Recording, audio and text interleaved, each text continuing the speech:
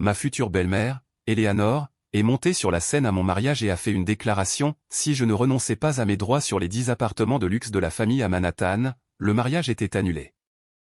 J'ai signé mon nom en silence et j'ai marché vers le microphone. Mon fiancé, Michael, pensait que j'allais prononcer un discours de remerciement. Au lieu de cela, j'avais 3 annonces personnelles à faire. Une atmosphère romantique remplissait la grande salle de bal de l'Astoria. Des lumières aux teintes arc-en-ciel scintillaient au plafond et une douce musique orchestrale flottait dans l'air. Alors que tout le monde savourait ce moment de bonheur, Eleanor Thompson a glissé sur la scène d'un pas élégant. Dans sa main se trouvait une épaisse liasse de papier, les bords nets brillants sous les projecteurs. Elle se tenait au centre de la scène avec le plus doux des sourires, mais les mots qui en sont sortis étaient exceptionnellement tranchants. « Ma chère Chloé », commença-t-elle, sa voix amplifiée dans toute la salle.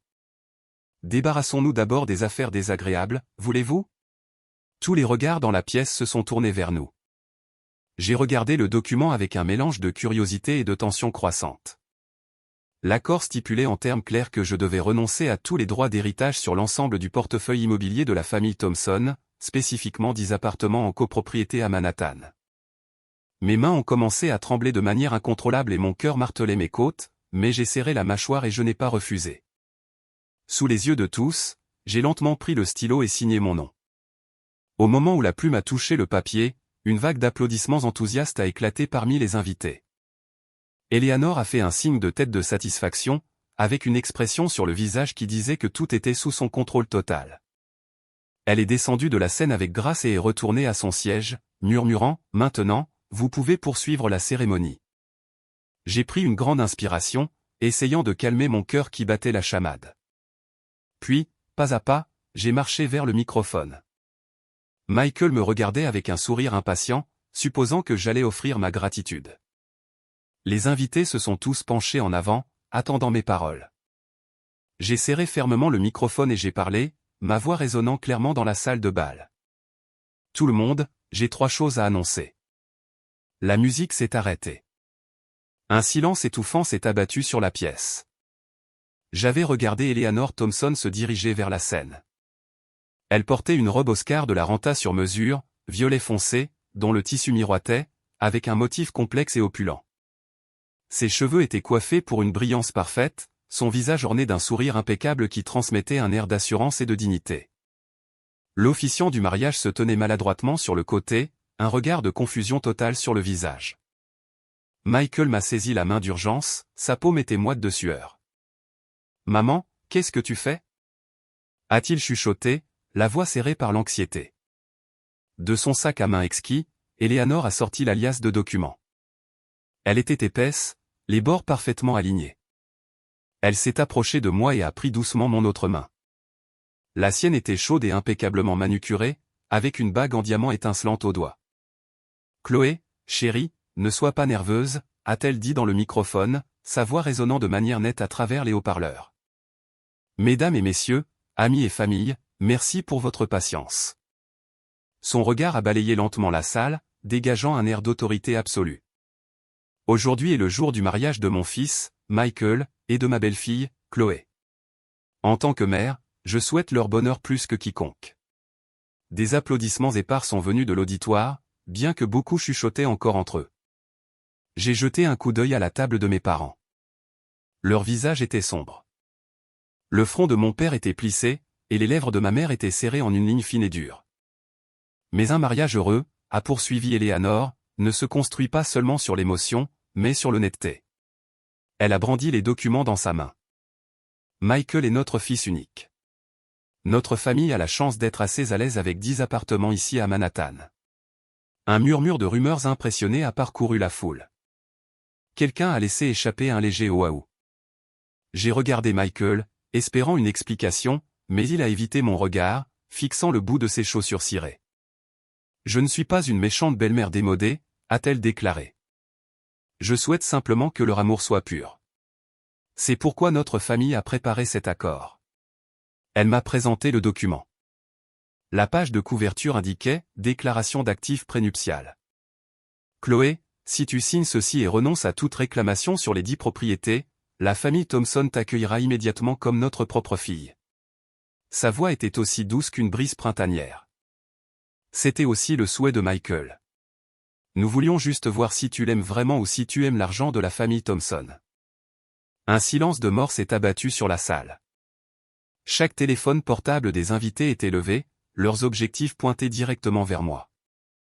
Mon visage brûlait comme s'il était maintenu au-dessus d'un feu. Je pouvais entendre mon propre cœur à un battement frénétique, boum, boum, boum, comme un tambour à la peau déchirée. J'ai instinctivement regardé mes parents. Les poings de mon père étaient si serrés que ses articulations étaient blanches. Les yeux de ma mère étaient bordés de rouge, pleins de douleur. Je me suis retourné vers Michael. Il a enfin levé lentement la tête pour me regarder, ses yeux suppliants. « Chloé, signe-le » a-t-il articulé sans bruit, sa voix n'étant qu'un murmure tremblant. « C'est juste une formalité. Fais-le juste pour ma mère. Nous pourrons avoir une belle vie ensemble après ça. » Je l'ai regardé en silence. Soudain, l'homme qui se tenait devant moi m'a semblé être un parfait inconnu. Nous étions ensemble depuis 3 ans. Je pensais le connaître. Juste à ce moment-là, Eleanor m'a tendu un stylo-plume. Il était froid, et la fraîcheur s'est infiltrée de ma paume directement jusqu'à mon cœur. « Chloé, tous les invités regardent. Ne rends pas cela gênant pour tout le monde. » Le sourire sur son visage restait inchangé, toujours incroyablement doux, mais dans ses yeux, j'ai vu une lueur de mépris et un éclair de satisfaction. Elle admirait sa proie avant même qu'elle ne soit en sa possession. J'ai pris une grande inspiration. Ma poitrine me semblait serrée et lourde, comme si une grosse pierre pesait dessus. Sans un mot, j'ai baissé la tête et ouvert l'accord. Les clauses à l'intérieur étaient bien plus dures que ce que j'avais imaginé. Il ne s'agissait pas seulement des biens immobiliers prénuptiaux, je devais également renoncer automatiquement à la propriété de tout bien acquis après le mariage. En cas de divorce, je partirais avec rien. Je serais même responsable de la moitié de toute dette contractée par Michael pendant notre mariage. À une table où étaient assis les parents des Thompson, quelqu'un n'a pas pu retenir un ricanement. Le son était comme une aiguille, vif et perçant. J'ai feuilleté les pages une par une jusqu'à atteindre la fin. Dans le coin inférieur droit, la signature de Michael était tracée dans une écriture flamboyante. La date était celle d'hier, ce n'était donc pas un acte spontané. C'était un piège soigneusement planifié, et j'étais l'agneau conduit à l'abattoir sans résistance. J'ai lentement refermé l'accord. Je n'ai regardé personne. J'ai levé le stylo qu'Eleanor m'avait donné. La plume a survolé le papier pendant un instant. J'ai entendu Michael laisser échapper un soupir de soulagement discret. Il pensait que j'allais céder. Tout le monde pensait que j'allais céder. Après tout, la famille Thompson avait 10 appartements, et à leurs yeux, je n'étais qu'une fille d'une famille de la classe moyenne d'un autre État. Épouser Michael était un luxe bien au-delà de ma condition. J'étais censé être reconnaissante de subir n'importe quelle humiliation. J'ai serré le stylo et j'ai commencé à écrire. Chloé Evans, c'est mon nom. Je l'ai écrit soigneusement, trait après trait, très lentement, mettant toute ma force dans chaque lettre, comme si je canalisais tout le ressentiment et la fureur de mon cœur sur la page. Le stylo produisait un léger grincement, déchirant presque le papier. Enfin, après le dernier trait, j'ai lentement rebouché le stylo. Il a fait un léger clic. Dans la salle de bal d'un calme étouffant, le son était anormalement fort, comme un caillou jeté dans un lac immobile. Le sourire sur le visage d'Eleanor s'est instantanément élargi. C'était un masque soigneusement construit, et maintenant il semblait particulièrement dérangeant. Elle a hoché la tête avec satisfaction et a arraché l'accord de ma main sans même me regarder. Puis elle s'est retournée et l'a brandi pour que les invités le voient, comme si elle montrait un trésor rare. « Quelle bonne belle fille !» a-t-elle annoncé fièrement, sa voix claire et forte, résonnant dans la salle. « Je savais que Chloé était une brave fille », a-t-elle poursuivi, les yeux brillants de triomphe. La table de la famille Thompson a immédiatement éclaté en applaudissements tonitruants. Ils applaudissaient avec des sourires fins, comme s'ils achevaient une pièce de théâtre bien répétée. Bientôt, toute la salle de bal fut remplie d'applaudissements. Mais ce n'était pas une bénédiction. C'était l'acclamation de spectateurs, l'excitation d'une foule regardant un spectacle, une forme de charité accordée de haut. Ils m'accordaient avec condescendance leur soi-disant approbation, comme si ma signature obéissante de cet accord était quelque chose de digne d'éloge. Michael s'est approché de moi avec un sourire radieux, les bras ouverts pour m'embrasser. Ses lèvres étaient courbées vers le haut, mais ses yeux affichaient un air de supériorité. « Chloé, je savais que tu étais la plus raisonnable, a-t-il dit doucement. J'ai instinctivement fait un pas en arrière. Mon regard était froid, ses bras se sont refermés sur le vide, et le sourire sur son visage s'est figé dans une expression maladroite. Eleanor a quitté la scène avec grâce et, traitant l'accord comme un artefact précieux, l'a remis soigneusement à l'avocat de la famille Thompson. Ses yeux étaient remplis d'un sentiment de préciosité. Puis elle est retournée à la table principale, s'est assise avec élégance, a pris sa tasse de thé et a soufflé doucement sur la vapeur. « Eh bien, monsieur l'officiant, veuillez continuer », a-t-elle dit nonchalamment, son ton portant une autorité incontestable comme si toutes les preuves n'avaient été rien de plus qu'un intermède trivial. L'officiant, après quelques secondes de silence stupéfait, est revenu à la réalité avec un regard décontenancé. « Oui, oui. Félicitons encore une fois l'heureux couple, a-t-il dit, essayant de restaurer l'atmosphère, mais sa voix tremblait légèrement. Je n'ai pas bougé. Je suis resté sur mes positions, ferme et inébranlable. Je ne suis pas retourné aux côtés de Michael. Au lieu de cela, je me suis tourné et j'ai marché vers l'autre pupitre sur la scène. Il y avait un autre microphone là, comme s'il m'attendait pour déverser les mots de mon cœur. Michael s'est précipité et m'a saisi le bras, sa prise étant étonnamment forte, ses doigts s'enfonçant dans ma peau. « Chloé, qu'est-ce que tu fais, a-t-il exigé, le front plissé, les yeux remplis de suspicion et de déplaisir. « Arrête de t'amuser. La cérémonie n'est pas finie. » Son ton était péremptoire, exigeant mon obéissance. J'ai dégagé mon bras de sa prise d'un geste brusque. Le mouvement a été sec et décisif. Il ne s'attendait pas à ma force et a trébuché, manquant de tomber. Tous les regards dans la salle étaient à nouveau sur moi. Les applaudissements autrefois bruyants s'étaient brusquement arrêtés. Tout le monde me fixait, leurs expressions étant un mélange de confusion et de curiosité, comme s'ils regardaient un acteur qui venait de sortir du script. J'ai lentement ramassé le microphone. Il me semblait lourd dans la main, et le contact froid du métal m'a aidé à m'éclaircir les idées. J'ai fait un test. Ma voix est sortie par les haut-parleurs, inébranlable, claire et stable. C'était une déclaration de ma détermination. Le visage de Michael a changé de couleur. Il est devenu rouge vif et ses yeux brillaient de colère.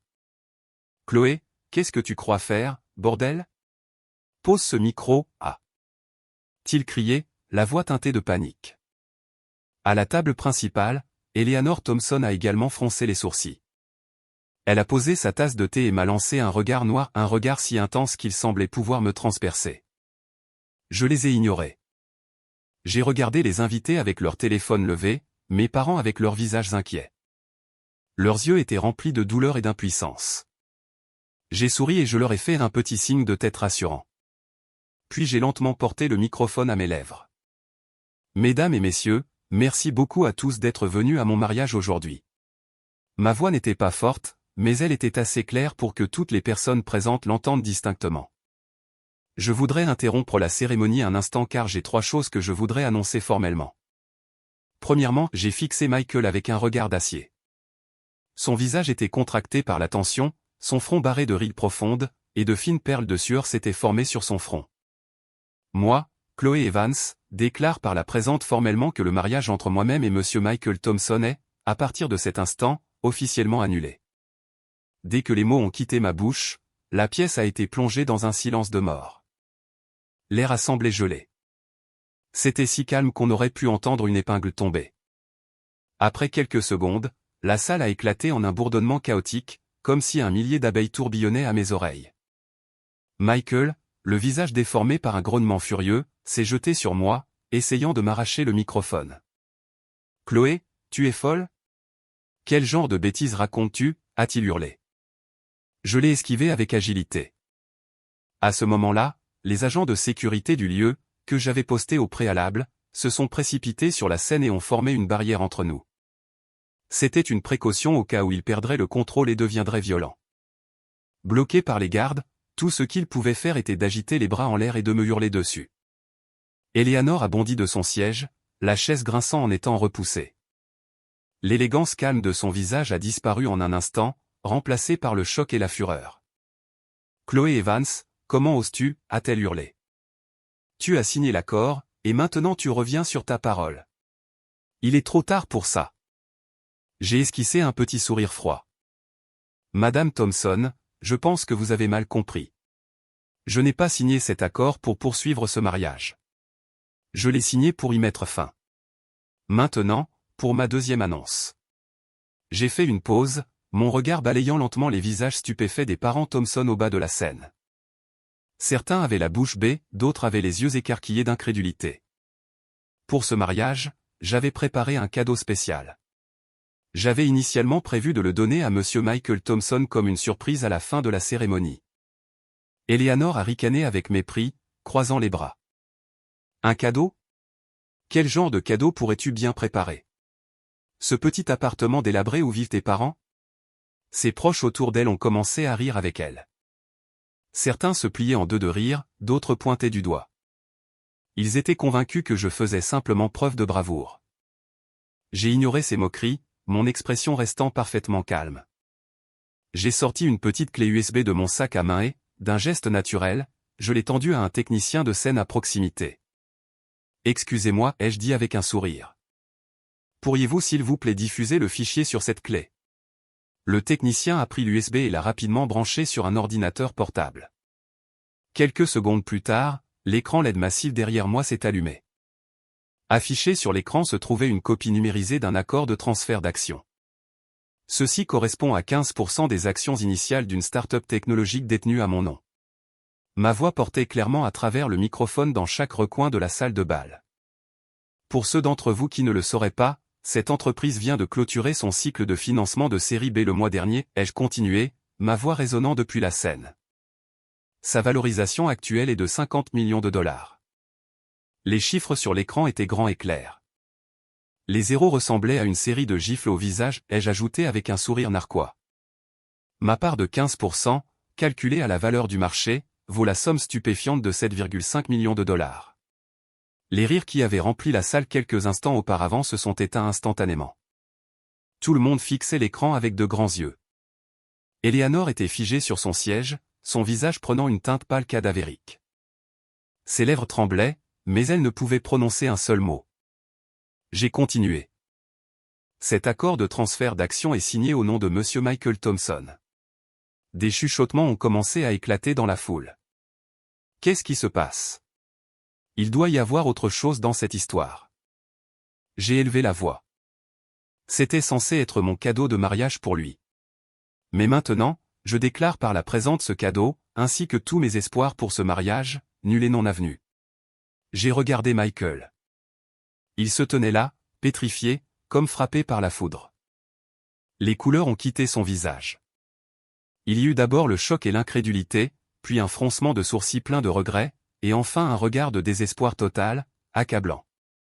Il réalisait enfin qu'il n'avait pas seulement perdu une femme obéissante, il avait jeté une mine d'or.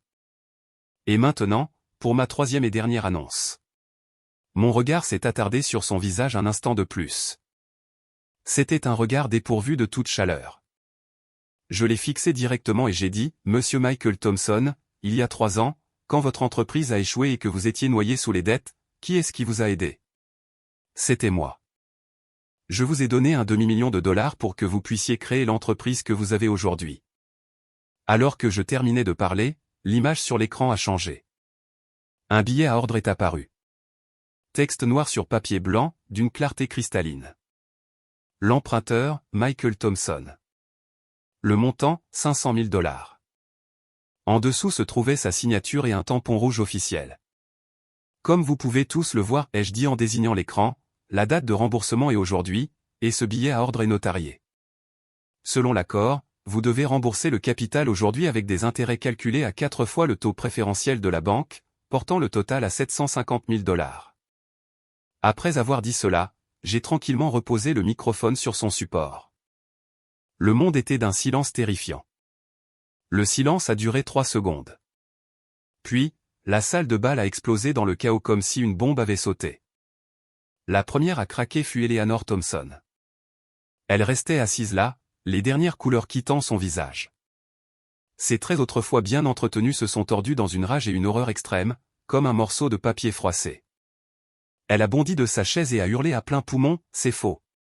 C'est tout à fait faux. » Elle a laissé échapper un cri aigu et perçant qui a semblé être un poignard pour les tympans de tout le monde. Le visage déformé, elle a pointé un doigt tremblant vers moi, puis vers l'écran géant derrière moi. Son doigt tremblait violemment comme une feuille morte dans un vent d'automne. Cette petite a-t-elle hurlé? Elle ment. Elle a forgé les preuves. Après son éclat, elle a essayé de charger vers la scène. Quelques-uns des parents Thompson l'ont rapidement saisie. Elle se débattait comme une lionne enragée. Un bouton de sa robe de créateur a sauté, révélant la lingerie rouge en dessous, créant un spectacle pathétique. La matriarche autrefois élégante, qui semblait avoir le monde à portée de main, n'était plus qu'un gâchis hystérique. La réaction de Michael a été un peu plus lente. Il a d'abord fixé intensément le billet à ordre sur l'écran, les yeux remplis de choc et d'incrédulité, comme s'il pouvait y percer un trou avec son regard furieux. Un instant plus tard, il s'est soudainement tourné vers moi. Ses yeux étaient remplis d'un regard de dévastation complète et de supplication. Dans un bruit sourd, il s'est laissé tomber à genoux.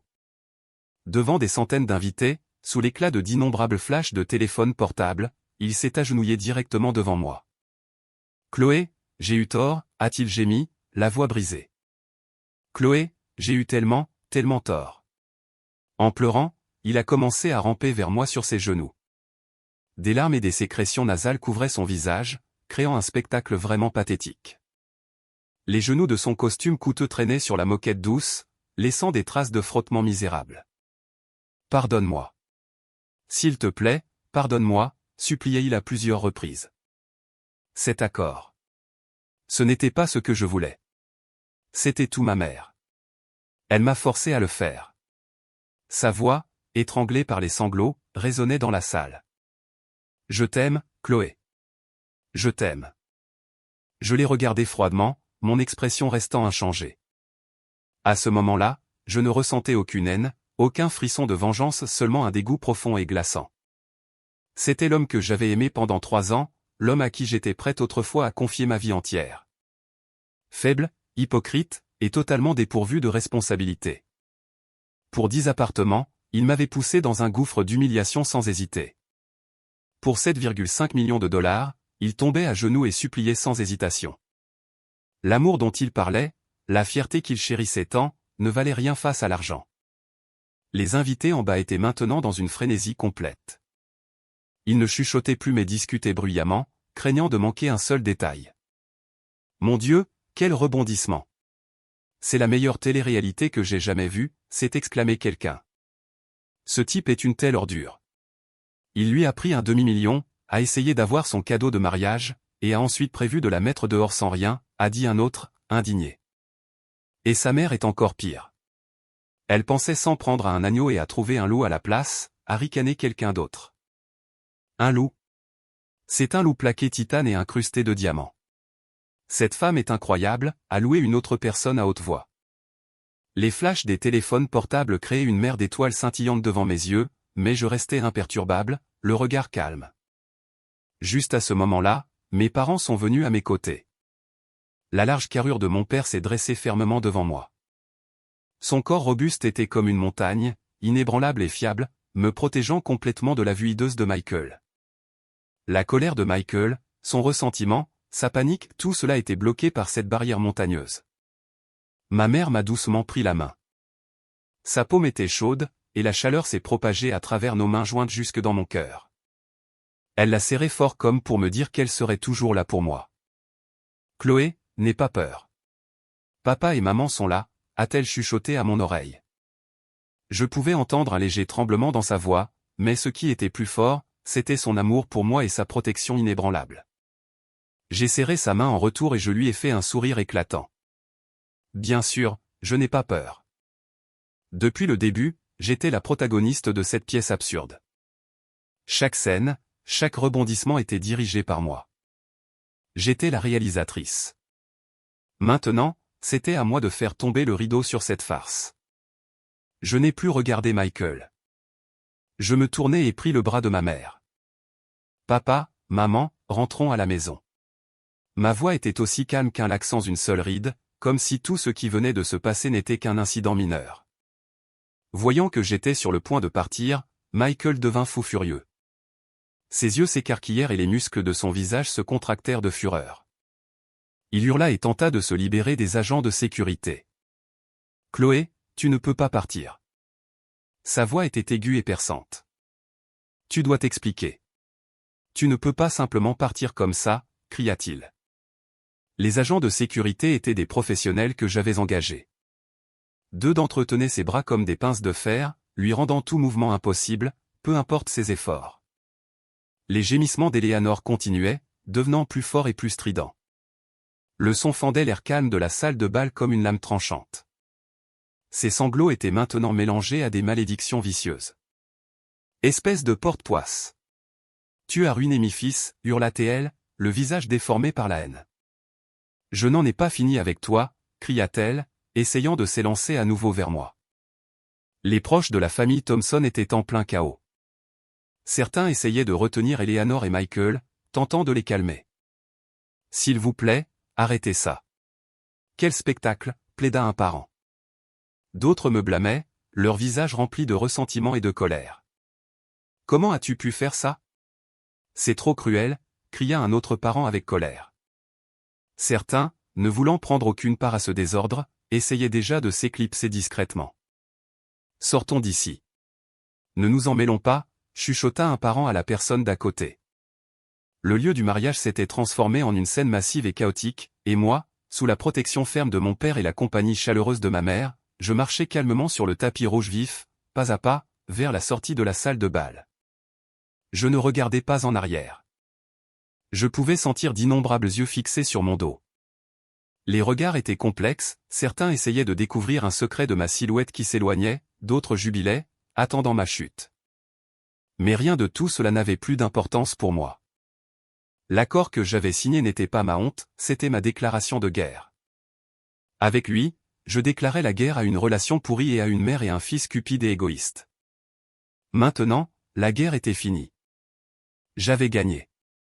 En sortant, le soleil de l'après-midi brillait doucement sur mon visage. Il était aussi doux que du sable chaud. J'enlevai les talons aux coûteux que je portais, ils me pinçaient les pieds depuis le moment où je les avais mis. Je les jetai nonchalamment dans une poubelle à proximité. Puis, pieds nus, je marchais sur le sol de marbre frais et solide. Le sol était froid, mais étrangement mon cœur se sentait léger. Je montai dans la voiture que mon père avait fait attendre. Alors que la voiture démarrait et s'éloignait lentement de l'hôtel, je ne regardais pas en arrière vers l'entrée magnifique, mais je pouvais imaginer la scène à l'intérieur. Ce serait un festin plus chaotique qu'un marché. Eleanor était probablement passée de l'hystérie à l'effondrement total. Tous ses plans soigneusement élaborés, le réseau complexe qu'elle avait tissé avec tant de fierté, sa soi-disant sagesse, elle avait considéré tout cela comme une arme puissante pour contrôler le mariage et l'avenir de son fils. Mais qui aurait cru qu'en un instant, cette arme deviendrait le couteau le plus tranchant pour percer son propre cœur? Auparavant, elle débordait de supériorité grâce à ses 10 appartements. Elle marchait avec un air d'arrogance, les yeux remplis de dédain pour les autres. Mais quand les 7,5 millions de dollars en actions apparurent devant elle, la supériorité dérivée de ces 10 appartements devint instantanément la plus grande plaisanterie au monde. Elle avait initialement comploté pour expulser sa belle-fille sans rien, employant toutes sortes de tactiques certaines de sa victoire. Le résultat fut non seulement un échec, mais aussi le fait d'accabler son fils d'une dette de plus de 700 000 $. Ce coup dur était comme tomber des nuages dans un gouffre de boue. Comment cela pouvait-il être possible? Je pouvais presque la voir s'effondrer sur une chaise, les yeux aussi vides qu'un puits sec, murmurant « Impossible. C'est impossible. » Juste à ce moment-là, les journalistes, ayant eu vent de l'histoire, afflueraient comme un raz-de-marée. D'innombrables micros seraient brandis devant son visage. « Madame Thompson, que pensez-vous de cet incident de mariage frauduleux? Comment comptez-vous gérer la dette massive de votre fils ?» Les journalistes la bombarderaient de questions. Et Michael, mon ex-fiancé, son sort serait encore plus misérable. La perte de sa dignité n'était que le début. La vidéo de lui à genoux et suppliant deviendrait virale en quelques heures, se propageant dans chaque story Instagram et flux TikTok de la ville. Regardez, c'est le parasite, un Benedict Arnold moderne. Les gens le démoliraient dans les commentaires. Ses soi-disant copains le regarderaient désormais différemment. Lors des réunions, il ne pourrait plus se vanter comme il le faisait autrefois. Ses collègues le pointeraient du doigt dans son dos. Il serait incapable de garder la tête haute chez Jason. Plus fatale encore était la dette de 750 000 $. Le billet à ordre était notarié et juridiquement exécutoire. La société qu'il avait fondée était financée par moi. Je connaissais ses flux de trésorerie quotidiens et tous ses actifs comme le revers de ma main. Je savais qu'il n'avait pas la capacité de rembourser cet argent. Son seul espoir résidait dans les 10 appartements de ses parents. « Papa, maman, s'il vous plaît, vous devez me sauver. Vendez les appartements pour rembourser cette dette », supplierait Michael désespérément. Mais ses parents accepteraient-ils de vendre leur propriété pour combler le trou béant qu'ils avaient creusé avec leur propre cupidité? Même s'ils le voulaient, les proches des Thompson, ces mêmes proches qui, aujourd'hui encore, louaient leur prévoyance et leur perspicacité, seraient-ils d'accord? Humph, c'est bien fait pour eux d'avoir été si arrogants. Maintenant que les ennuis sont là, ils doivent s'en occuper eux-mêmes. Cet argent doit être remboursé. Nous ne pouvons pas subir de pertes. Les proches se transformeraient instantanément en créanciers réclamant leur part. Je connaissais trop bien ce monde. Tout le monde aime ajouter des fleurs à un brocart quand vous réussissez. Ils gravitent autour de vous, vous couvrant de compliments, mais ils sont encore plus doués pour vous tourner le dos quand vous êtes au plus bas. Dès que vous avez des ennuis, ils courent plus vite que n'importe qui, prêts à mettre du sel sur vos plaies. Je pouvais prédire qu'une guerre sans précédent éclaterait au sein de la famille Thompson. C'est parce que tu es si faible que les choses en sont arrivées là. Et à cause de cette femme vicieuse. Eleanor rejetterait la faute sur la faiblesse de Michael et ma méchanceté. Tout ce que tu sais faire, c'est comploter. Tu es stupide et cupide. Maintenant, regarde le désordre que tu as mis. Le père de Michael, l'homme qui était resté silencieux tout au long, déchaînerait sa fureur sur la stupidité et la cupidité d'Eleanor. Mari et femme se retourneraient l'un contre l'autre. La mère et le fils deviendraient ennemis. Ils se blâmeraient mutuellement, leurs disputes remplissant la maison. Leur vie à partir de ce jour ne connaîtrait plus jamais la paix. Et ses invités au mariage? Ils tenaient l'histoire la plus croustillante de l'année. Ce mariage, mec, c'était épique. Ouais, il y avait tout le drame qu'on pouvait espérer. Ils se rassembleraient, exagérant et propageant chaque détail du mariage. Moi, Chloé Evans, je deviendrais une légende, connue de tous comme une femme avec qui il ne faut pas plaisanter. Et la famille Thompson deviendrait la plus grande risée de la ville pour l'année à venir. Et qui supporterait les pertes de l'hôtel? Des centaines de tables de nourriture de banquets coûteuses et intouchées. Chaque plat était exquis, mais maintenant tout refroidissait lentement. La suite de hauts standing réservés à l'avance, luxueusement décorés mais désormais vides, et les frais de location de la salle, dont la moitié avait déjà été payée, et tout cela deviendrait un avis de recouvrement volant directement vers la famille Thompson assiégée. Je pouvais imaginer avec vivacité le directeur de l'hôtel, le visage sombre, tenant une facture et trouvant Eleanor Thompson. Eleanor fixerait avec de grands yeux pleins de ressentiment mais serait incapable de dire un mot. Après cela, la famille Thompson sombrerait sûrement dans le chaos. Les membres de la famille commenceraient à se battre, se blâmant les uns les autres. Quelqu'un taperait du pied. Quelqu'un pleurerait. Quelqu'un ferait une dépression nerveuse complète. La scène serait comme une symphonie que j'avais composée juste pour eux. Je m'appuyais contre la vitre de la voiture, regardant le paysage urbain défiler rapidement. Les arbres passaient en volant et les enseignes de magasins disparaissaient en un éclair. Soudain, mon téléphone commença à vibrer sans arrêt. Sans regarder, je savais que c'était Michael. Il était sans aucun doute en train de faire exploser mon téléphone, envoyant des centaines de messages. Le contenu serait des excuses, des aveux de ses torts et des remords. Il se remémorerait notre beau passé. Il me supplierait de revenir vers lui. Peut-être y aurait-il des insultes me traitant de sans-cœur, voire des menaces disant que je regretterais de l'avoir quitté. Il utiliserait sûrement nos 3 ans de relation comme otage, disant que nous nous aimions trop pour finir comme ça. Il me menacerait aussi de son avenir misérable, disant qu'il ne pourrait pas vivre sans moi. Mais plus rien de tout cela ne signifiait quoi que ce soit pour moi. Comme le paysage défilant devant la vitre de la voiture, peu importe à quel point il était autrefois familier, ce qui est passé est passé. Je ne répondis pas aux appels, et je ne lus pas non plus les messages. Je regardais simplement calmement cette ville. La lumière du soleil se déversait sur les rues, chaleureuse et invitante. Le ciel était bleu et les nuages dérivaient comme de la barbe à papa. Un tout nouveau monde à moi m'attendait plus loin. La voiture était silencieuse avec seulement le son du moteur qui bourdonnait. Mon père se concentrait sur la conduite, les yeux sur la route devant lui. Ma mère me tenait la main fermement tout le temps. Sa main était un peu froide. Après un long moment, ma mère finit par parler, la voix chargée d'émotion. « Chloé, ma pauvre fille. Pourquoi ne nous as-tu pas parlé de ça avant ?» Elle faisait référence aux 7,5 millions de dollars en actions et aux près d'un demi-million de dollars. Je tournai la tête pour regarder dans ses yeux inquiets. Il y avait de fines rides au coin de ses yeux et son regard était rempli de préoccupation. Mon cœur se serra un peu. Mon père me jeta un coup d'œil dans le rétroviseur, les yeux pleins de sollicitude. Il dit d'un ton calme, « Tu as fait ce qu'il fallait. Certaines personnes ont besoin d'une bonne gifle pour se rappeler qui elles sont. Souviens-toi simplement qu'à partir de maintenant, quelle que soit la décision que tu prends, tu n'es pas seul. Tu nous as. » Il disait rarement des choses aussi chaleureuses. Mais chaque mot atterrissait comme un marteau lourd frappant mon cœur. Oui, je n'étais pas seul. Je n'avais jamais été seul. Peu importe la hauteur ou la distance de mon vol, la maison serait toujours mon refuge final, mon soutien le plus solide. Je sais, papa. J'ai hoché la tête avec force. Juste à ce moment-là, ma mère s'approcha pour ranger mes cheveux en désordre et soupira doucement. Ce Michael, il est vraiment aveugle pour laisser partir une fille aussi bien que notre Chloé. Elle ne finit pas sa phrase, mais la colère et le soulagement dans ses yeux étaient clairs. Elle était furieuse de la trahison de Michael et soulagée que j'ai limité les dégâts à temps. Je sortis mon téléphone et regardai l'écran. Il y avait déjà des centaines d'appels manqués et des dizaines de messages textes, tous venant de Michael. J'en ouvris un au hasard, « Chloé, je t'en supplie. Donne-moi une chance de plus. Je vais couper les ponts avec ma mère dès maintenant. Nous pouvons avoir une belle vie, juste tous les deux. J'écouterai tout ce que tu diras.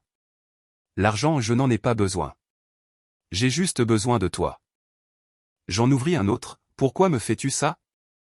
Est-ce que nos 3 ans ensemble valaient si peu pour toi? Tu m'as ruiné, espèce de femme vicieuse. » Je regardais ces messages avec une expression vide. De la supplication aux insultes, puis aux menaces, quel schéma familier et ridicule. Je montrai le téléphone à ma mère. Elle jeta un coup d'œil et son visage devint pâle de colère. « N'entre pas en contact avec lui. Un homme comme ça est capable de tout. » Je souris et lui repris le téléphone. Je ne répondis à aucun des messages de Michael. Devant mes parents, je trouvai son contact dans mon téléphone. J'appuyai longuement dessus, puis je le supprimai et le bloquai. Téléphone, réseaux sociaux, chaque moyen de communication entre nous fut rompu de ma propre main à ce moment-là, proprement et sans une trace d'hésitation. Après avoir terminé tout cela, je composai un autre numéro. C'était mon avocat personnel, Monsieur Davis. L'appel fut rapidement pris. « Mademoiselle Evans, j'espère que le mariage s'est bien déroulé ?» La voix de Monsieur Davis laissait deviner un sourire. « Monsieur Davis, le mariage a été annulé, » dis-je, ma voix aussi calme qu'un lac paisible. Il y eut quelques secondes de silence à l'autre bout du fil. « Que s'est-il passé? J'ai besoin que vous régliez 2 choses pour moi immédiatement. Premièrement, envoyez une mise en demeure formelle à Monsieur Michael Thompson lui demandant de rembourser le prêt de 500 000 $ plus les intérêts spécifiés dans le contrat pour un total de 750 000 $ d'ici 1 mois. Je vous enverrai tous les documents notariés pertinents par courriel sous peu. Deuxièmement, préparez les poursuites judiciaires. Si la somme n'est pas reçue après 1 mois, demandez immédiatement au tribunal une ordonnance de conservation des biens et gelez tous les actifs à son nom, y compris ses comptes d'entreprise, ses véhicules et ses biens immobiliers. Je veux ne rien lui laisser. » Mon ton était froid, presque impitoyable, dénué de toute chaleur. Monsieur Davis était un professionnel expérimenté. Entendant mon ton décisif, il ne demanda pas pourquoi, mais répondit fermement et de manière concise, « Compris, mademoiselle Evans. Je m'en occupe tout de suite. » Il raccrocha. Je m'adossai à mon siège et pris une profonde inspiration. Le dernier nœud de tension dans mon cœur semblait se dénouer lentement. Je ne cherchais pas à me venger, je reprenais simplement ce qui m'appartenait à l'origine. La voiture traversa lentement le pont de Brooklyn. La lumière du soleil se dispersait sur l'eau, scintillant comme d'innombrables diamants brisés. Je baissai lentement la vitre. Le vent s'engouffra, portant l'odeur fraîche de la rivière, et effleura doucement mon visage. Cela fait du bien, murmurai-je pour moi-même. Je peux enfin vivre pour moi-même. De retour à la maison, je fermai doucement la porte. Avec un léger clic, je me sentis enfin vivante. Le bruit, le chaos et la malveillance du monde extérieur étaient tous tenus à l'écart par cette seule porte. La maison était exactement comme dans mes souvenirs. Les sols étaient si propres qu'on pouvait y voir son reflet. Les meubles étaient soigneusement disposés, imprégnés de l'odeur du foyer. Ma mère m'entendit et se précipita hors de la cuisine, tenant toujours un torchon. Ses yeux s'illuminèrent quand elle me vit. Elle se précipita pour trouver mes vieilles pantoufles et plaça un verre d'eau tiède entre mes mains. « Tiens, bois un peu d'eau et calme-toi, dit-elle doucement. Le dîner sera bientôt prêt.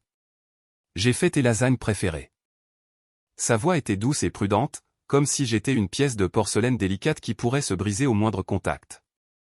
Mon père sortit de sa chambre, prit silencieusement ma valise pour la mettre à l'entrée, puis s'assit sur le canapé et alluma la télévision, mais garda le volume très bas. Il me jetait occasionnellement un coup d'œil, les yeux remplis de préoccupation. Je tins le verre, sentant la chaleur se propager de mes paumes. La chaleur s'infiltra lentement dans mon cœur. « Papa, maman, je vais bien, dis-je, ma voix plus calme que prévu. Je ne faisais pas semblant d'aller bien, j'allais vraiment bien. Une fois sorti de cet environnement toxique, mon esprit et mon corps revenaient rapidement à la normale. Ce mariage burlesque, en y repensant maintenant, était comme un film ridicule, et je n'étais qu'une spectatrice qui était partie plus tôt. Les yeux de ma mère devinrent rouges, et elle hocha la tête vigoureusement. « Tant que tu vas bien, c'est tout ce qui compte. Cette famille, à partir de maintenant, ils n'ont plus rien à voir avec nous. » Mon père parla également, le visage sévère. « S'ils osent encore t'ennuyer, je ne les laisserai pas s'en tirer comme ça. » Je les regardai et mon cœur se réchauffa. J'eus soudain envie de rire. Le prêt d'un demi-million, les 7,5 millions de dollars en actions, je ne leur en avais jamais parlé. Non pas parce que je ne leur faisais pas confiance, mais parce que je ne voulais pas qu'ils pensent que mon mariage était mêlé à des calculs financiers aussi complexes. Je voulais qu'ils me voient me marier par amour, mais la réalité m'avait giflé. Heureusement, cette gifle m'avait complètement réveillé. Juste à ce moment-là, mon téléphone vibra. C'était un numéro inconnu. Quand je répondis, j'entendis la voix excitée et étouffée d'une fille à l'autre bout. « Chloé Evans, c'est bien ça ? C'est Jessica Miller de l'université. J'étais au mariage aujourd'hui. J'étais assise assez loin derrière, mais mon Dieu, tu as été absolument incroyable aujourd'hui. » Je fus stupéfaite un instant avant de me souvenir du nom. Aujourd'hui, c'était tellement satisfaisant. La vidéo devient virale dans notre groupe de discussion des anciens élèves en ce moment. La voix de Jessica était comme une mitrailleuse, un feu nourri d'excitation. Tout le monde t'appelle la déesse de la vengeance. Michael Thompson et sa mère l'ont bien mérité.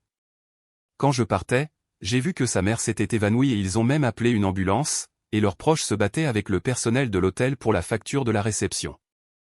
C'était un désastre total. Jessica me raconta toute la suite de la situation. « Chloé, tu as fait ce qu'il fallait. Tu ne peux pas être indulgente avec des salauds et une belle-mère monstrueuse comme ça. Nous sommes tous avec toi. » Après avoir raccroché, je ne ressentis aucune grande émotion dans mon cœur. Tout cela était, en fait, conforme à mes attentes. L'évanouissement d'Eleanor, la famille Thompson dans le chaos, ce n'était que le premier prix qu'ils payaient pour leur cupidité et leur stupidité. Pendant ce temps, dans le luxueux Penthouse des Thompson, tout était déjà en miettes. Un vase en porcelaine inestimable avait été fracassé sur le sol, ses éclats éparpillés partout. Eleanor Thompson était affalée sur le canapé, les cheveux ébouriffés.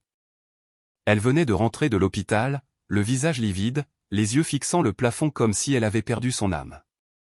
Le père de Michael, Robert Thompson, d'ordinaire un homme de peu de mots, arpentait maintenant le salon dans une rage folle, le visage terreux. « Espèce d'imbécile inutile. Tu allumes un feu et tu n'es même pas capable de l'éteindre. » Il finit par exploser, pointant un doigt vers le nez d'Eleanor et l'insultant. « Je t'avais dit dès le début que Chloé Evans n'était pas une fille simple. Tu n'as vu que sa surface, tu n'as vu que ses parents qui étaient des retraités ordinaires. As-tu de l'eau à la place du cerveau? Maintenant, regarde ce que tu as fait. Nous n'avons même pas pu garder nos propres appartements. Nous avons perdu toute crédibilité. 7,5 millions, tu penses que c'est 700 balles? Et une dette de 750 000 $? Comment suis-je censé payer ça? Vendre la maison? La réputation de la famille Thompson est complètement ruinée à cause d'une foutue femme comme toi. Entendant ces insultes, Eleanor tressaillit et revint à la réalité. Elle se redressa d'un bond, criant comme un chat sur la queue duquel on aurait marché. C'est moi que tu blâmes, Robert Thompson? Tu as le culot de me blâmer? Quand j'ai proposé ce plan pour la première fois, tu as hoché la tête et tu étais d'accord aussi. Maintenant que les choses ont mal tourné, tu rejettes toute la faute sur moi. C'est ton fils qui est incompétent, qui n'a même pas pu garder une femme. En quoi est-ce ma faute si on en est là? Michael était resté assis dans un coin comme une statue de bois. Entendant cela, il releva brusquement la tête.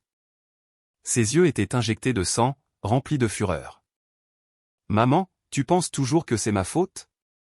Si tu n'avais pas fait une telle scène au mariage, serions-nous dans ce pétrin? C'est entièrement ta faute. Tu as tout gâché pour moi. La famille se retourna instantanément l'un contre l'autre, se déchirant comme des animaux enragés. Juste à ce moment-là, on sonna à la porte. La gouvernante, comme un petit oiseau effrayé, alla ouvrir.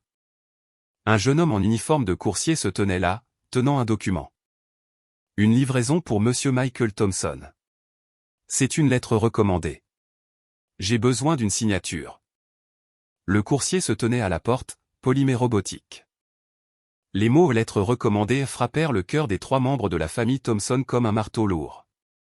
La main de Michael trembla. Il tendit lentement la main, ayant l'impression qu'elle pesait 1000 livres. Il réussit à peine à prendre l'enveloppe. Ses yeux étaient remplis de terreur et de panique, et ses lèvres tremblaient de manière incontrôlable. Il s'assit sur le canapé, ses mains tremblantes déchirant le document. Texte noir sur papier blanc. La formulation était méticuleuse et sévère. Chaque phrase était comme une lame froide s'enfonçant dans son cœur. Capital du prêt, 500 000 $.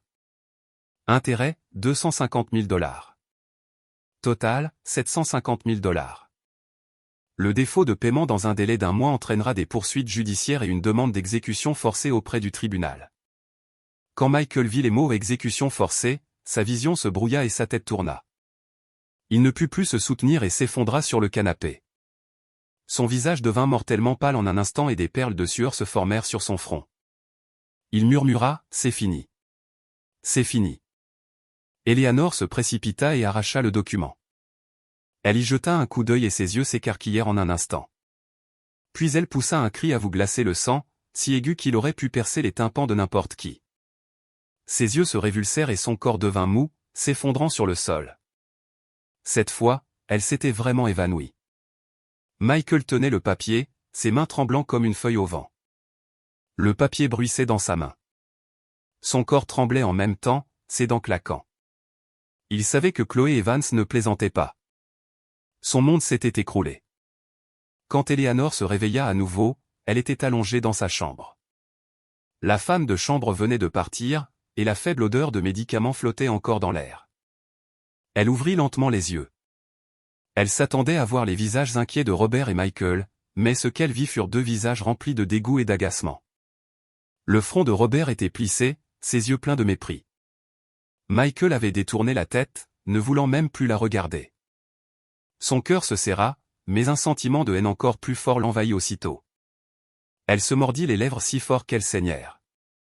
Je ne peux pas laisser cela se terminer ainsi. Toute une vie d'intelligence et de fierté ne pouvait pas être détruite par une simple jeune fille. Elle se leva brusquement du lit. Ses cheveux étaient en bataille et une lueur de folie apparut dans ses yeux. Je ne perdrai pas. Cette petite garce nous a piégés. Oui, ça doit être ça, dit-elle de manière insensée, comme si elle se raccrochait à des branches. Ce demi-million, elle l'a donné à Michael de son plein gré. C'était un cadeau, pas un prêt. Et ses actions, elles doivent être fausses, juste pour nous faire peur. Elle est déterminée à ruiner notre famille Thompson. Plus elle parlait, plus elle s'agitait, le visage devenant rouge. Robert la regarda froidement, les yeux remplis de déception comme s'il regardait une étrangère.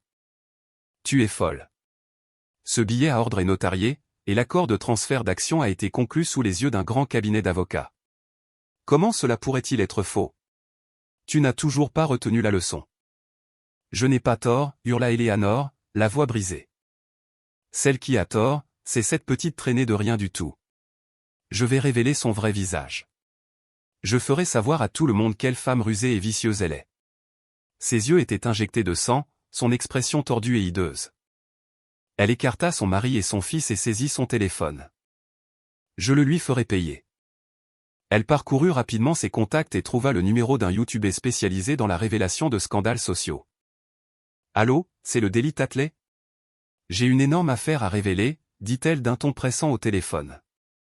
30 minutes plus tard, une vidéo soigneusement montée et produite apparut en ligne.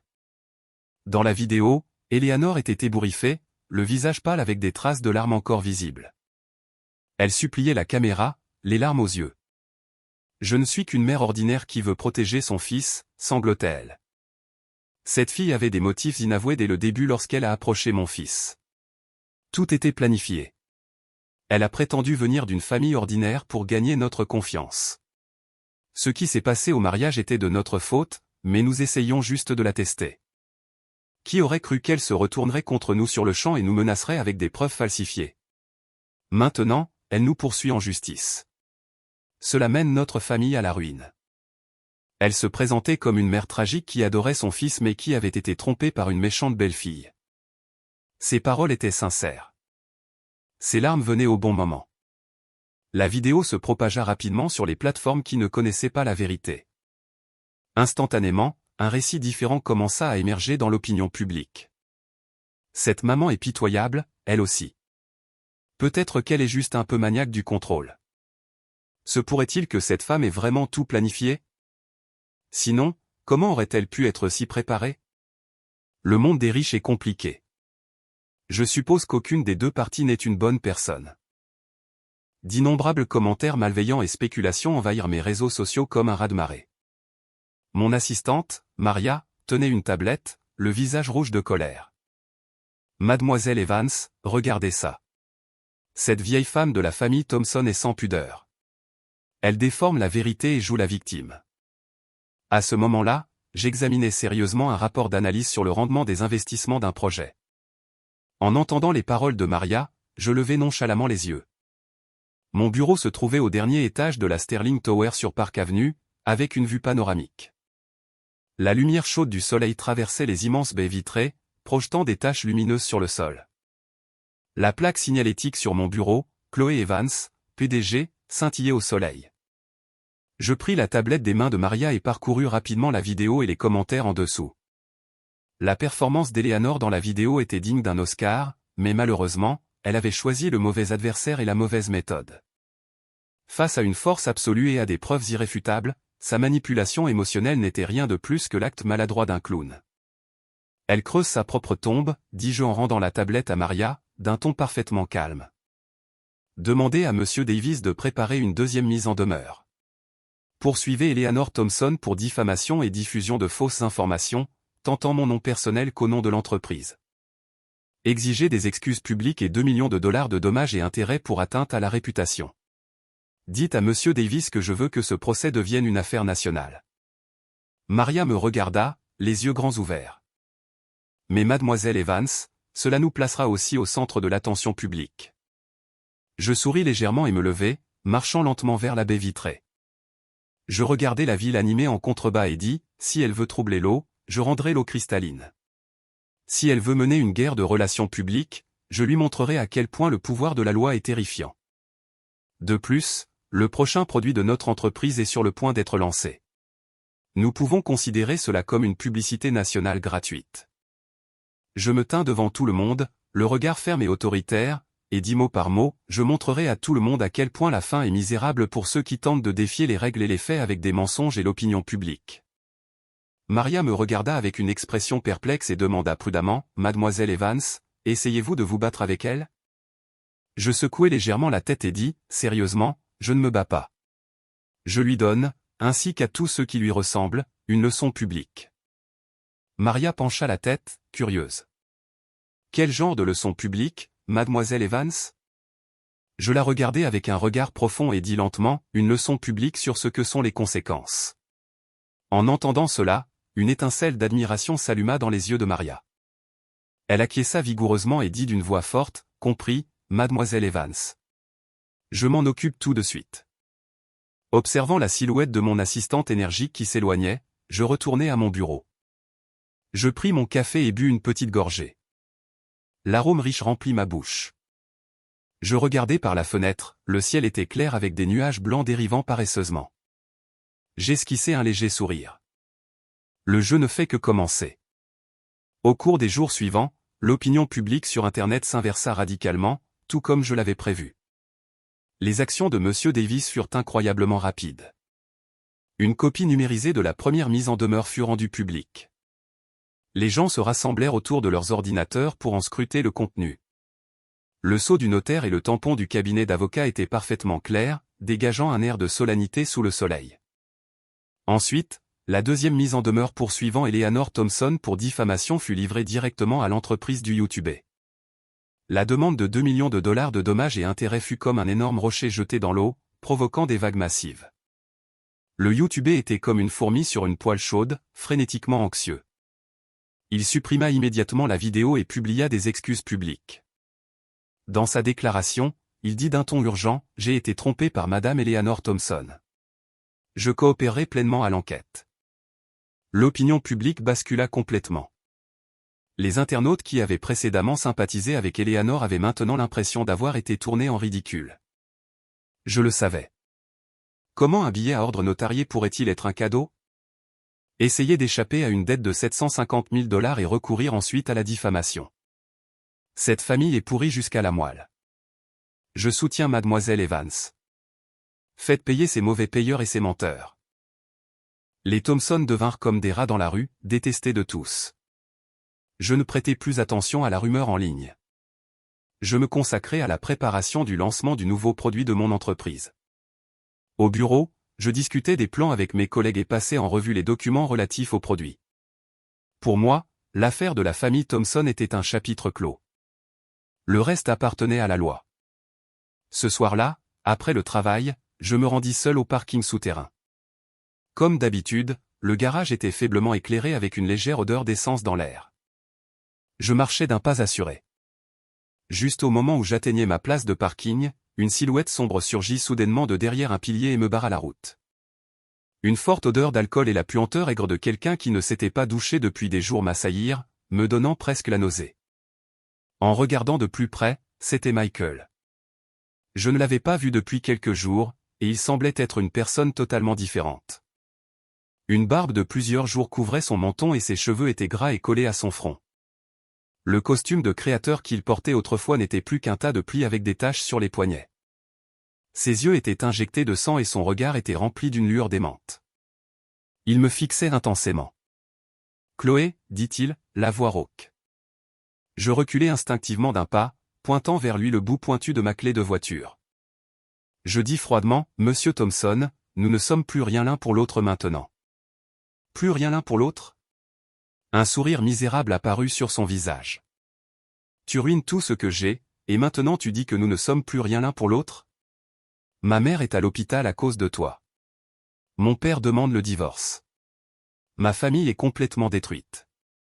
Les actionnaires de l'entreprise retirent leurs investissements. Les clients annulent les contrats. La banque exige le remboursement des prêts. Tout le monde me regarde comme si j'étais un insecte. Il ne me reste plus rien. Es-tu heureuse, Chloé? Es-tu satisfaite maintenant? Il devint de plus en plus agité, faisant un pas vers moi. Je ne reculai pas. Je le regardai froidement. Je n'ai causé rien de tout cela. Votre cupidité et celle de votre mère l'ont fait. Quand vous m'avez humilié au mariage, vous auriez dû savoir que ce jour viendrait. Cupide? Je suis cupide. Il parut avoir entendu la blague la plus drôle du monde, les yeux écarquillés. Peux-tu dire que tu n'es pas rusé?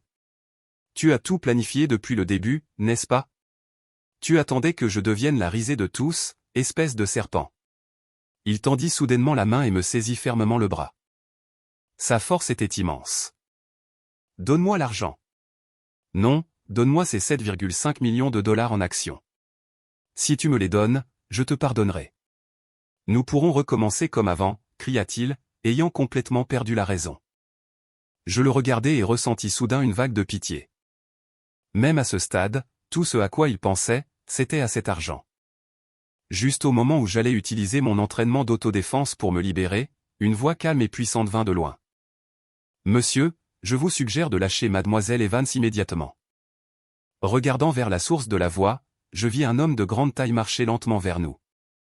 Il portait un costume gris foncé bien ajusté, sa démarche était décontractée mais puissante, sa présence imposante. Dans la pénombre du parking, ses traits étaient nets et beaux.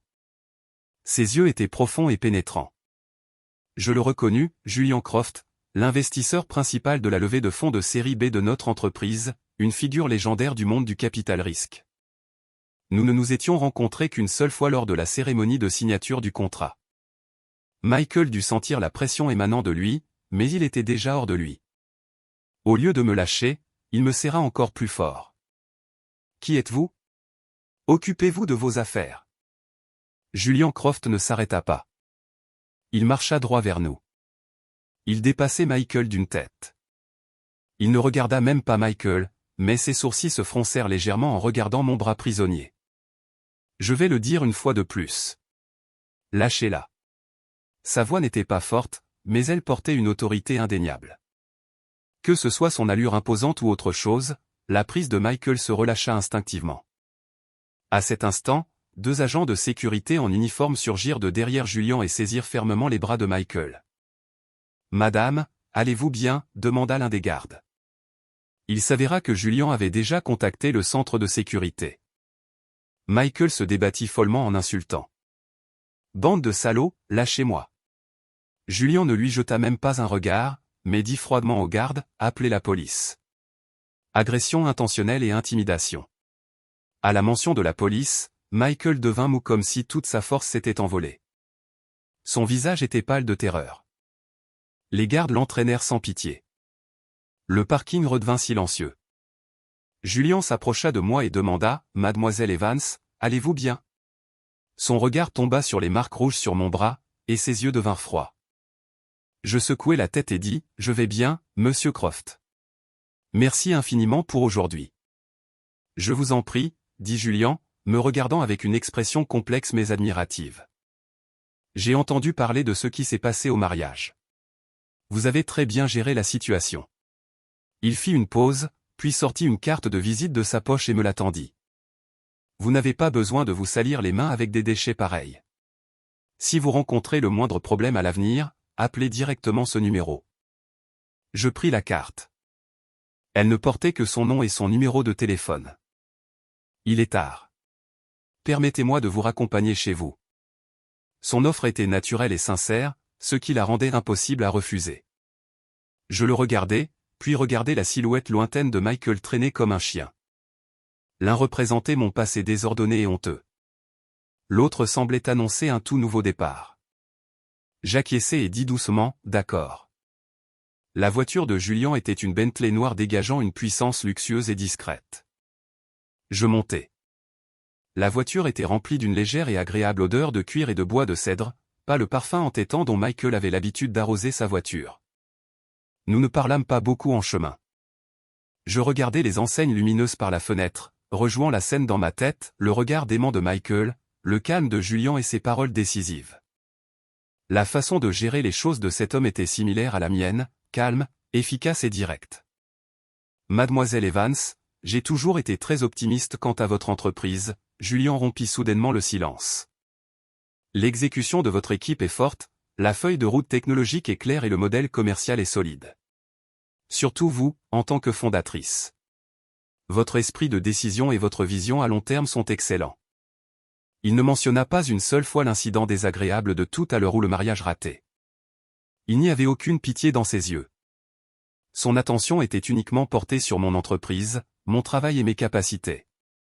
À ce moment-là, un sentiment étrange m'envahit. Je n'étais plus une héroïne tragique, j'étais une entrepreneuse reconnue par un investisseur de premier plan. Son respect me mit plus à l'aise que n'aurait pu le faire n'importe quelle parole de réconfort. Je dis sincèrement, merci pour votre reconnaissance, Monsieur Croft. Les tests finaux du nouveau produit se sont bien déroulés et les retours de données sont très positifs. Le lancement officiel est prévu pour lundi prochain. Julian acquiesça. J'ai vu votre plan marketing. C'est bien, mais en termes de diversification des canaux, surtout sur les marchés émergents à l'étranger, vous pourriez être plus audacieuse. J'ai quelques partenaires potentiels en tête. Ses idées étaient profondes, sa logique méticuleuse. Je me retrouvais complètement absorbé par une discussion commerciale de haut niveau avec lui. Ce sentiment exaltant était quelque chose que je n'avais jamais connu avec Michael. Michael ne savait rien de mon travail et ne faisait aucun effort pour le comprendre. Mais Julian, en seulement 10 minutes, avait souligné avec précision les points morts de mon plan et proposé des suggestions constructives. C'était quelqu'un qui me comprenait vraiment. Lorsque la voiture s'arrêta devant mon immeuble, je réalisai que nous étions arrivés. Je détachai ma ceinture et dis sincèrement, Monsieur Croft, merci beaucoup pour aujourd'hui. Pas seulement pour m'avoir aidé, mais pour cette conversation précieuse. Julian se tourna vers moi, ses yeux profonds brillant dans la nuit. Il esquissa un léger sourire. Je ne faisais que protéger mon investissement. Une PDG brillante est l'atout le plus précieux de tout projet. Il ajouta ensuite avec un sourire, gardez précieusement cette carte. Je ne veux pas que mon atout soit à nouveau exposé à des risques inutiles. Il me fit un léger signe de tête et n'en dit pas plus. Je sortis de la voiture et fermai la portière. La Bentley disparut silencieusement dans la nuit. Je restai là, serrant la carte de visite de haute qualité. Le nom de Julian Croft semblait porter un poids chaleureux. Je réalisai soudain que lorsque j'avais fermé avec force la vieille porte délabrée et infestée de termites, une autre porte menant à un nouveau monde s'ouvrait lentement devant moi. Et derrière cette porte se tenait un homme qui était mon égal, ou peut-être même plus fort. Michael fut libéré du poste de police à l'aube. Il sortit en titubant, la faible lueur des lampadaires éclairant sa silhouette solitaire. Il n'avait pas subi de véritable punition, mais l'expérience d'avoir été traîné par la sécurité et interrogé par la police avait complètement écrasé son dernier lambeau de dignité. Il rentra chez lui dans un état second. Au moment où il ouvrit la porte, il fut accueilli par le rugissement furieux de son père Robert. « Tu as encore le front de revenir ?» Avant qu'il ne puisse réagir, son père le gifla au visage. La moitié de son visage enfla instantanément et du sang coula du coin de sa bouche. Robert tremblait de rage. Espèce de moins que rien. Comme si humilier notre famille ne suffisait pas. Sais-tu qui m'a appelé ce soir? L'équipe juridique d'Orion Capital. Ils m'ont averti de te tenir à l'écart de Chloé Evans. Orion Capital? Quel Orion Capital? L'esprit de Michael devint blanc. Le nom de Julian Croft frappa l'esprit de Michael comme un éclair. Il leva les yeux, stupéfait. L'homme qui a aidé Chloé au mariage. Qui d'autre cela pourrait-il être? La voix de Robert était remplie de désespoir et de regret. Michael, espèce d'idiot. Sais-tu à qui tu t'en es pris? Julian Croft est quelqu'un que nous ne pouvons même pas rêver d'approcher. D'un simple claquement de doigts, il pourrait faire disparaître notre famille Thompson de cette ville complètement. Michael recula en chancelant jusqu'à heurter le mur froid. Toute la force quitta son corps et il glissa sur le sol. Il se prit la tête entre les mains, les épaules secouées violemment. Des larmes mêlées de sang tombèrent sur le sol. Il comprit enfin. Chloé Evans n'avait jamais été la cible facile que lui et sa mère avaient imaginée. Elle avait 7,5 millions de dollars en actions, la capacité de gagner le respect de quelqu'un comme Julian Croft, et suffisamment de pouvoir et de soutien pour se jouer de lui et de la famille Thompson dans la paume de sa main. Leur piège méticuleusement planifié était une plaisanterie dès le début. Les 10 appartements dont ils étaient si fiers étaient insignifiants face à la véritable force de Chloé. J'ai eu tort. J'ai eu tellement tort, murmura-t-il de manière incohérente. Mais il était trop tard pour les regrets. C'est alors que la porte de la chambre s'ouvrit et Eleanor, vêtue d'une chemise d'hôpital et l'air mortellement pâle, sortit. Elle venait de s'échapper de l'hôpital. Elle avait entendu toute la dispute dans le salon, et en entendant le nom de Julian Croft, son corps se figea et ses dernières couleurs quittèrent son visage. Elle avait pensé être la maîtresse de cette famille, qu'elle pouvait tout calculer. Mais au final, elle s'était elle-même calculée, ainsi que toute sa famille, dans une impasse. Chloé. Non, mademoiselle Evans. La voix d'Eleanor tremblait. Elle marcha jusqu'au centre du salon, regarda son fils recroquevillé et son mari désespéré, et tomba soudainement à genoux. J'ai eu tort. C'était entièrement ma faute. J'ai dû être possédé. J'étais cupide. J'ai ruiné cette famille. J'ai ruiné Michael. S'il vous plaît, dites à mademoiselle Evans. Dites à monsieur Croft de nous donner une autre chance. Elle se prosterna, frappant sa tête contre le sol tout en pleurant. Son front enfla et saigna, mais elle ne semblait pas s'en apercevoir, continuant simplement à supplier. La matriarche autrefois élégante avait disparu, remplacée par une épave pitoyable et hystérique. Robert regarda sa femme et son fils et sombra dans le désespoir. Il se laissa lentement glisser sur le sol, se prit la tête entre les mains et poussa un soupir d'impuissance. Il savait que la famille Thompson était vraiment finie. Quelques jours plus tard, une citation à comparaître fut officiellement remise à la résidence Thompson. L'avocat de Chloé, comme promis, avait demandé au tribunal une ordonnance de conservation des biens et les propriétés des Thompson, les comptes de l'entreprise de Michael et les véhicules furent tous légalement gelés. Au même moment, les actionnaires de l'entreprise retirèrent leurs investissements, les clients annulèrent les contrats et la banque exigea le remboursement des prêts. Robert n'eut d'autre choix que de divorcer d'Eleanor et de partager leurs biens restants. Mais ce n'était qu'une goutte d'eau dans l'océan face à leur dette massive. Eleanor, sous l'effet d'une anxiété, d'une colère et d'une culpabilité prolongée, fit une dépression mentale complète et fut admise dans un hôpital psychiatrique. Michael était désormais seul. Il fut renvoyé de son entreprise, évité par ses parents et amis, et montré du doigt par les voisins.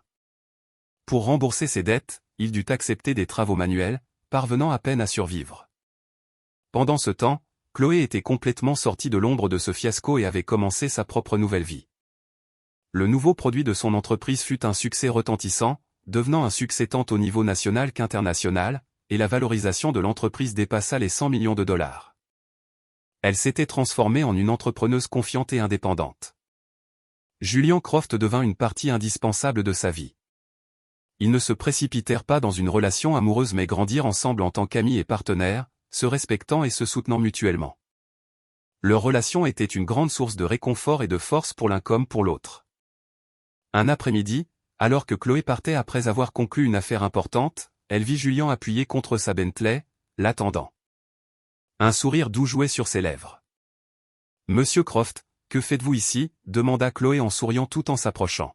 « Je passais par là et j'ai pensé venir vous chercher » dit Julian naturellement, en prenant sa mallette. « J'ai entendu dire que l'affaire s'était bien déroulée aujourd'hui. » « Félicitations, Chloé. Nous organisons une petite fête ce soir, juste tous les deux. C'est moi qui régale. » Chloé fut surprise un instant, puis sourit et acquiesça. « D'accord. » La voiture roula sans encombre dans les rues de la ville. La lumière dorée du crépuscule traversait la fenêtre, projetant une douce lueur sur eux deux. Chloé regarda le paysage extérieur, un sourire aux lèvres. Elle repensa au mariage ridicule et à la cupidité des Thompson, mais maintenant tous ses sentiments négatifs s'étaient évanouis comme de la fumée. Cette gifle l'avait complètement réveillée, lui faisant réaliser que le véritable appui d'une femme n'est pas le mariage ou l'amour, mais sa propre force et sa propre confiance. La voiture s'arrêta devant un restaurant élégant. Julian sortit et lui ouvrit la porte. « Mademoiselle Evans, après vous. » Chloé sourit et prit la main qu'il lui tendait. Sa main était chaude et forte. Le restaurant était rempli d'une lumière et d'une musique douce. Julian tira une chaise pour elle. « Chloé, » dit-il, la regardant avec des yeux sérieux.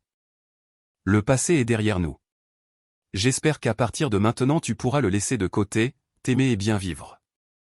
Et je serai toujours à tes côtés, te soutenant, te protégeant et marchant avec toi vers un avenir meilleur. » Les yeux de Chloé s'embuèrent devant son regard sincère et ses paroles douces.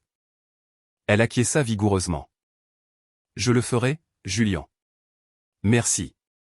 Je vais bien vivre, m'aimer et essayer de t'accepter. » Un grand sourire se dessina sur le visage de Julian. Il prit doucement sa main. « Merci, Chloé. Merci de me donner cette chance. Je ne te décevrai pas. » Le soleil couchant projetait une lueur dorée sur eux, étirant leurs ombres.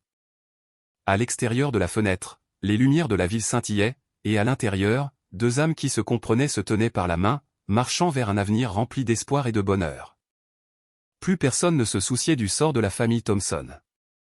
Ils avaient payé le prix de leur cupidité et de leurs calculs, devenant la risée la plus insignifiante de la ville, finissant par disparaître dans la vaste mer humaine sans laisser de traces. Tout était revenu à sa juste place. Chloé s'était enfin libérée des chaînes du passé, brillant de mille feux dans son propre monde, et ceux qui l'avaient blessée étaient finalement piégés dans le cauchemar qu'ils avaient eux-mêmes créé pour le reste de leurs jours. C'est ainsi qu'est la vie. Parfois, une tempête soudaine n'est pas un désastre, mais une chance de renaissance. Elle vous permet de voir clair dans le cœur des gens, de vous reconnaître et de devenir plus forte et plus courageuse. Elle vous fait réaliser que ce n'est qu'en étant forte vous-même que vous pouvez tout surmonter, et que ce n'est qu'en avançant vers le soleil que vous pouvez vivre une vie sans regret.